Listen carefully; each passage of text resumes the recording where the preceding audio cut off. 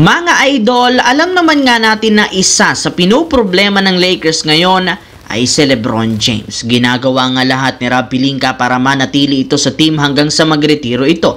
Napakalaking bagay nga ni LeBron James sa Los Angeles Lakers. Sa past 8 years nga nito, mismo ang naging mukha ng prangkisa. Pero may isang superstar pa ang kanilang bibigyan ng extension. Ayon sa report ni Dan Wook, confident nga ang Lakers na pipirma ng extension si Luka Doncic nagkakahalaga ng $229 million sa loob ng 4 na taon. Mismong si Luka na ang umamin na lumipat na nga sa Los Angeles Lakers ang kanyang loyalty na dapat ay nasa Dallas Mavericks noon.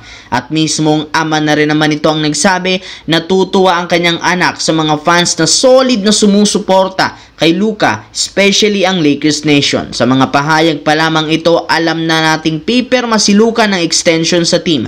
Hindi nga nito sasayangin ang ibinigay na opportunity na ibigay ng Lakers bilang bagong mukha ng kanilang prangkisa. Samantala, dahil nga sa pagkapanalo kahapon ng San Miguel Beermen, maraming mga fans ang nagsasabing 3-0 na nga sana ang nasabing serye kung hindi nga daw dahil sa basket interference at sa ginawang tawag ng mga referee. Kahapon, kuha lahat ng momentum ng SMB sa second half na rason bakit nanalo sa Game 3. Tuwa na ang serye at hawak ng SMB ang lahat ng advantage dahil halos lahat ng mga player ng Talk and Text may injury.